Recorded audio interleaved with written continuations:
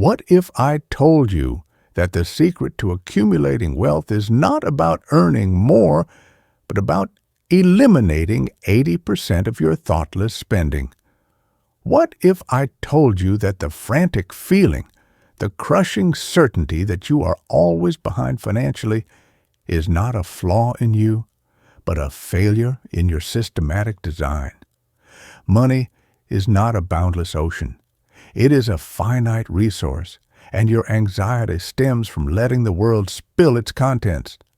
This is our urgent call to financial sovereignty. You are here to stop merely surviving your paycheck and start commanding your financial destiny. The true cost of mismanagement isn't just lost dollars. It is the erosion of your potential, the whispers of the secure, independent life you were meant to live.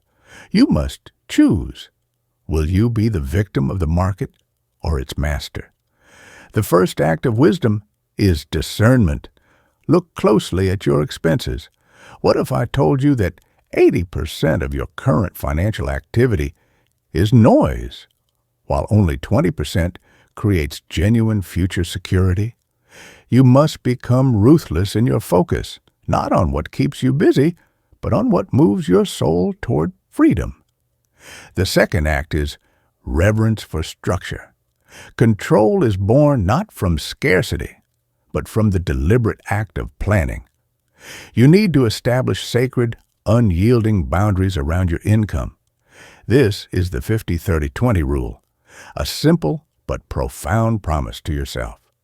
50% for needs, 30% for wants, 20% for savings and debt payoff. Your non-negotiable 20% is a declaration that you will pay your future self first. Use automation as a promise to your future self. Transfer money into a high-yield savings account the moment your paycheck lands. What if I told you that by scheduling savings with the same commitment as work, you unlock deeper reserves of financial power? Treat these transfers as non-negotiable appointments with your future self. The third act is the great reduction. We must address the insidious financial leaks that drown our efforts. Look at your recurring subscriptions. What if I told you that these tiny, ignored charges collectively represent the one unnecessary expense that could fund your entire emergency fund by the end of the year? This is the subscription massacre. Go through every bank statement and ask, does this service deliver 100% of its perceived value every single week? If the answer is no, it is cut. Next, the debt destroyer. High-interest debt is a corrosive force on your potential. What if I told you that keeping a high-interest credit card balance is literally paying a penalty for every hour you work? You must prioritize this debt above all else. Choose your weapon, snowball or avalanche, and attack with the fierce, deliberate intention of a warrior reclaiming lost territory. This discipline extends to your bills. Embrace the power of the phone call. What if I told you that the price on your insurance, your internet, or your cell phone is just a suggestion? You have the authority to negotiate. Be polite, be firm, and demand your worth. The fourth act is intentional consumption. We must align our spending with our values, not our fleeting desires. Address the grocery game plan. Food is the most flexible area of your budget, making it both the easiest to lose control over and the most powerful place to save. You must master meal planning. The planning of every meal must occur before the shopping list is made.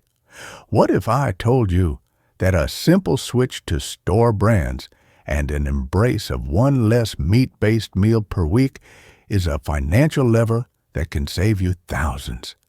Embrace the 30-day rule. When an item calls to you, do not answer for 30 days. Put it on a list. What if I told you that the vast majority of impulse purchases lose their allure after just 1 week.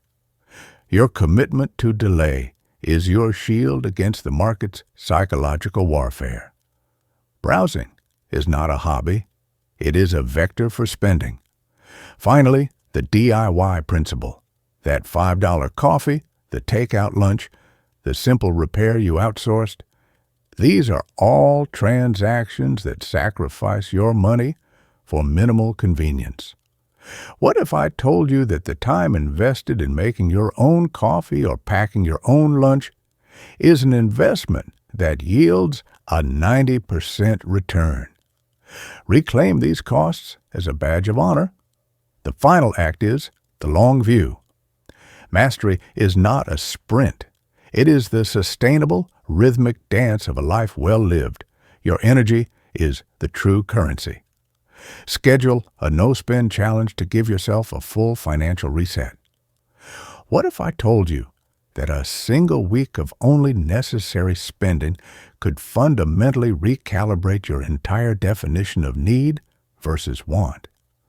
Align your efforts with the big wins. Stop chasing pennies and coupons and focus on the mountains: housing, transportation, and debt. This is where the largest, most significant changes are found. These are the actions of a true financial sovereign. This is the final lesson in temporal and financial sovereignty. Subscribe The Productivity Path.